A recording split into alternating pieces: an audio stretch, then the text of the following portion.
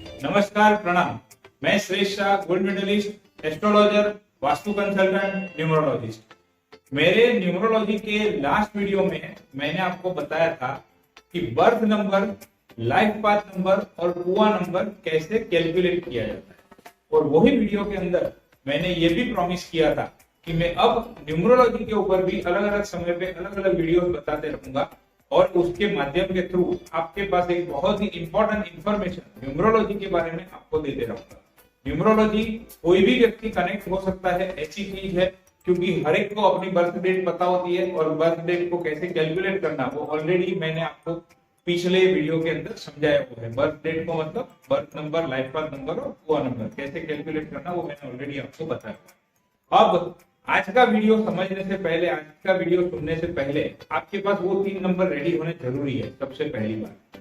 दूसरा, आज मैं जो बताने जा रहा हूं आपके बर्थ नंबर के हिसाब से या आपके लाइफ पाथ नंबर के हिसाब से आपको कौन सा बिजनेस या कौन सा प्रोफेशन करना चाहिए।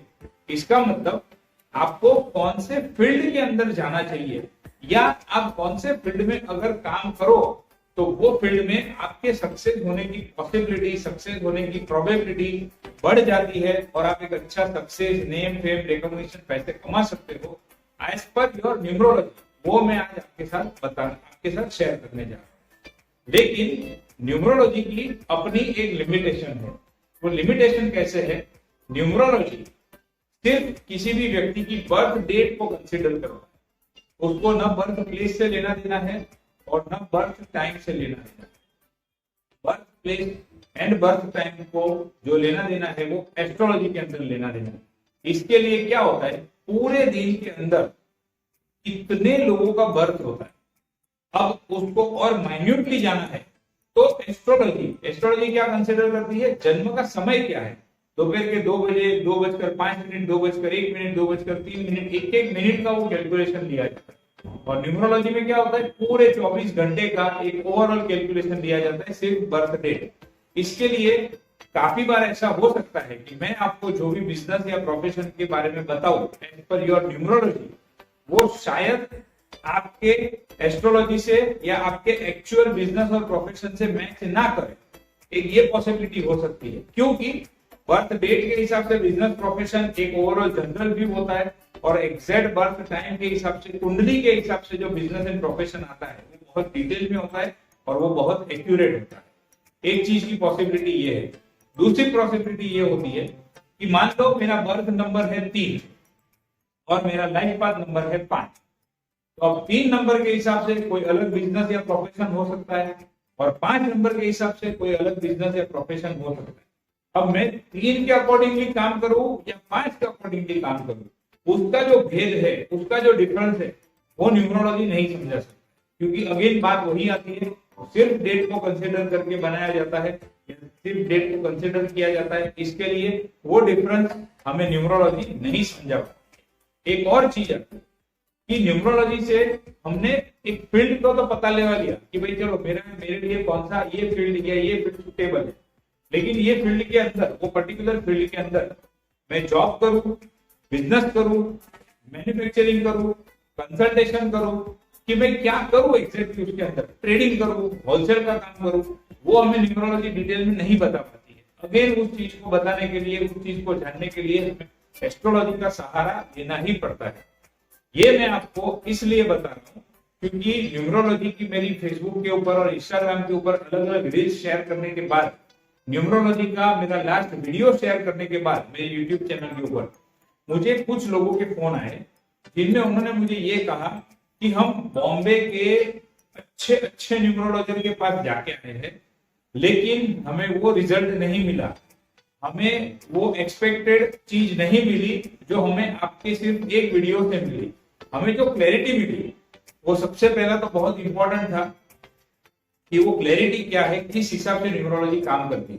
और दूसरा, 2 साल 3 साल वो न्यूमरोलॉजर का या न्यूमरोलॉजिस्ट का कंसल्टेशन करते हुए हो गए, लेकिन अभी तक कुछ डिफरेंस नहीं दिखा हमें लाइफ में, हमें कुछ सक्सेस नहीं मिला लाइफ में, हमें कुछ बदलाव नहीं मिला, जो एक्सपेक्टेशन के साथ में गए थे वो भी हमें नहीं मिला। तो मैं किसी को खराब कहना नहीं चाहता हूँ, मैं किसी को क्रिटिसाइज करना नहीं चाहता हूँ, मैं अपनी बात करना चाहता हूँ और मेरी अपनी सोच इसमें यह है कि सिर्फ अगेन बात वो आती है कि सिर्फ न्यूमरोलॉजी जो है वो सिर्फ बर्थ डेट को कंसिडर करती है, आपको एग्जैक्टली पिन पॉइंट के ऊपर पहुंचना है। देखिए दो चीजें होती है, एक तो दूरबीन से देखना और एक होता है माइक्रोस्कोप से देखना। दूरबीन से जब आप देखते हो तो आपको दूर की चीज नजदीक दिखती है, लेकिन वो खाली नजदीक दिखती है, उसके अंदर फिर से क्या है या कोई छोटी चीज के अंदर और उसके अंदर क्या है वो देखना है तो आपको माइक्रोस्कोप ही लेना पड़ता है। तो उसी तरीके से एस्ट्रोलॉजी जो है वो आपका माइक्रोस्कोपिक व्यू देती है और न्यूमरोलॉजी आपका बाइनोक्यूलर व्यू यानी कि दूरबीन से देखा हुआ देती है। फिर भी न्यूमरोलॉजी गलत नहीं है, न्यूमरोलॉजी बहुत अच्छी चीज है, न्यूमरोलॉजी बहुत ही हेल्पफुल है, बहुत ही काम की है। क्यों? दो रीजन। एक तो जिसको एस्ट्रोलॉजर के पास जाके पैसे खर्च नहीं करने हैं, कंसल्टेशन का पैसा खर्च नहीं करना है, फ्री में कुछ जान लेना है, फ्री में कुछ चाहिए उसके लिए। और दूसरा, अपनी बर्थ डेट तो सबको पता होता है, उसका कैलकुलेशन आप घर बैठे ही कर सकते हो। और मैं जो इंपॉर्टेंट वीडियोस आने वाले टाइम में भी न्यूमरोलॉजी के लिए बनाने वाला हूँ वो भी आपको बहुत हेल्पफुल होंगे। तो इसलिए आप न्यूमरोलॉजी की हेल्प ले सकते हो। और काफी लोग जेन्युइन होते हैं लेकिन उनके पास बर्थ टाइम नहीं होता है, वो क्या करें? तो एक डिवाइन हेल्प देने के लिए, एक गाइडेंस देने के लिए भी न्यूमरोलॉजी बहुत ही काम में आती है। तो चलिए अब हम आगे बढ़ते हैं न्यूमरोलॉजी के वीडियो की तरफ। आज मैं जो आपको बताने जा रहा हूँ वो फील्ड के बारे में बताऊंगा कि कौन से बर्थ नंबर को या कौन से लाइफ पाथ नंबर वाले को कौन से फील्ड में काम करना चाहिए।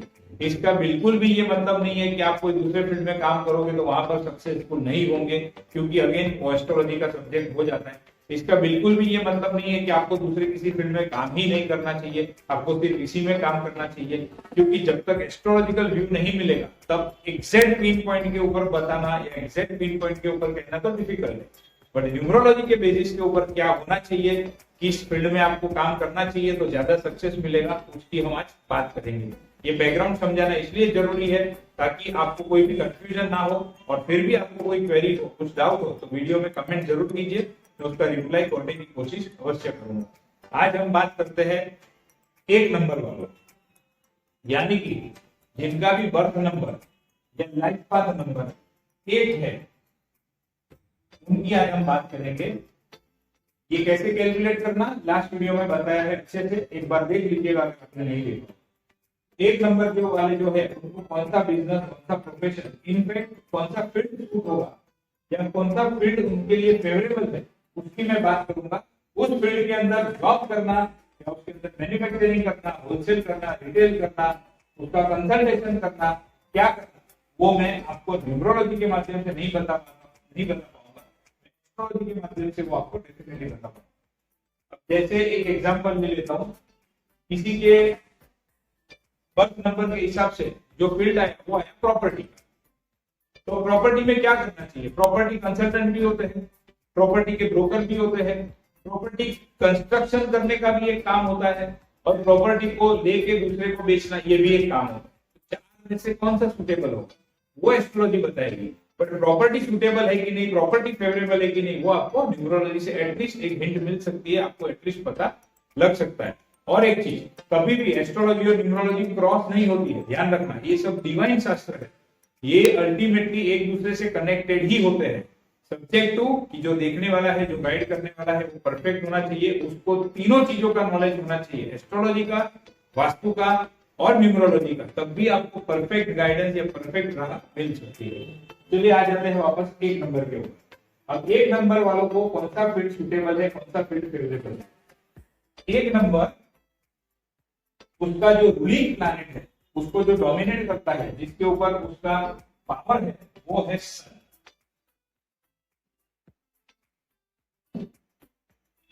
अब एक नंबर का कनेक्शन सन के साथ है। इसका मतलब कि जो भी बिजनेस, प्रोफेशन या फील्ड सन से जुड़े हुए हैं, वो फील्ड के अंदर एक नंबर जिसका भी बर्थ नंबर है या फिर जिसका भी लाइफ पाथ नंबर है एक है, वो ये फील्ड के अंदर काम कर सकते हैं। अब सन मतलब प्लैनेट के अंदर सन राजा माना जाता है। जो 9 प्लैनेट है, एक्चुअल 7 प्लैनेट है और 2 छाया ग्रह है, लेकिन इन जनरल हम बोलते हैं टोटल 9 प्लैनेट है। 9 प्लैनेट के अंदर सूर्य जो है, सूर्य को राजा माना गया है। पहले के जमाने में राजाशाही थी, तो राजा मेन व्यक्ति था, उसके अंडर में सारी चीजें आती थी। आज के जमाने में अब जहां पर राजाशाही नहीं है, लोकशाही है, वहां पर क्या हो गया, सूर्य, सन का मतलब हम क्या गिनेंगे, गवर्नमेंट। तो जितने भी बिजनेस या प्रोफेशन या फील्ड गवर्नमेंट से जुड़े हुए हैं, वो सारे फील्ड एक नंबर वालों को बहुत ही बेनिफिशियल, लाभ करता या फेवरेबल होते हैं। अब जैसे गवर्नमेंट डिपार्टमेंट, सबसे पहले सवाल यही आता है, गवर्नमेंट डिपार्टमेंट को मैं माल सप्लाई करूं या गवर्नमेंट डिपार्टमेंट में जॉब करूं या गवर्नमेंट के साथ में मैं कमीशन बेसिस पे काम करूं, वो अलग सब्जेक्ट।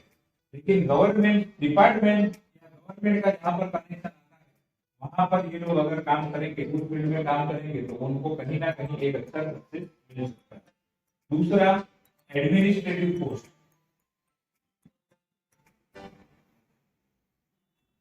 उसके अंदर में और थोड़ा डिटेल में बताऊं तो IAS, IPS, जिनको भी IAS बनना है, IPS बनना है, उनके लिए एक नंबर, अगर उनका बर्थ नंबर या लाइफ पाथ नंबर है, तो उनके लिए बहुत ही वो। दूसरा, एक नंबर के अंदर जो है वो लीडरशिप क्वालिटी बहुत अच्छे तरीके से होती है। दूसरों को लीड करने में, दूसरों के आगे रहकर उनको एक अच्छी राह दिखाने में एक नंबर वाले बहुत कैपेबल होते हैं। ऐसे लोगों की जरूरत कहां पड़ती है, जहां पर जो भी बड़ी कंपनी है, मल्टीनेशनल कंपनी है या कोई भी इंडियन कंपनी है या जो भी कंपनी है, उसमें जो डायरेक्टर होते हैं, जो CEO होते हैं, जो मैनेजिंग डायरेक्टर होते हैं या जो जनरल मैनेजर होते हैं, कहीं ना कहीं इनकी जो जॉब है, इनका जो रोल है, वो क्या है, कंपनी को लीड करना, कंपनी को सबसे आगे लेके चलना, कंपनी को दूसरों से आगे लेके जाना। तो वो वही वहां पर वो सब जगह पर लीडरशिप क्वालिटी की जरूरत पड़ती है। वो जो लीडरशिप की क्वालिटी है, लीडरशिप की क्वालिटी इन लोगों के अंदर होती है जिनका नंबर 1 होता है। वो लोग ये सारे फील्ड के अंदर भी बहुत अच्छे तरीके से काम कर सकते हैं। उसके सिवा एक नंबर वालों को जो फेवरेबल है वो है मेडिकल स्टोर। मेडिकल स्टोर क्यों? क्योंकि एक नंबर सूर्य का है, और जो एस्ट्रोलॉजी के अंदर सूर्य का जो कनेक्शन है वो मेडिसिन के साथ में भी लिया जाता है। इसके लिए एक नंबर वाले जो है वो मेडिसिन का भी काम अच्छे तरीके से कर सकते हैं। मैं ये इसके लिए लिख के आया हूँ क्योंकि कोई भी चीज मिस ना हो जाए और मैक्सिमम बेनिफिट लोगों को मिल सके, इसके लिए मैं पूरी एक नोट बना के लेके आया हूँ। दूसरा, ये जो एक नंबर वाले लोग हैं वो कॉर्पोरेटर बन सकते हैं। जिनको भी पॉलिटिक्स में इंटरेस्ट है तो वो कॉर्पोरेटर बन सकते हैं, वो पॉलिटिशियन बन सकते हैं। एडमिनिस्ट्रेटिव मैंने ऑलरेडी बता दिया, किसी बैंक के ब्रांच मैनेजर बन सकते हैं।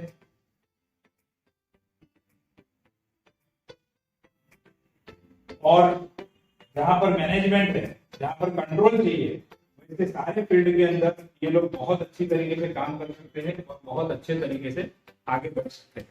तो ये एक नंबर वालों के लिए था।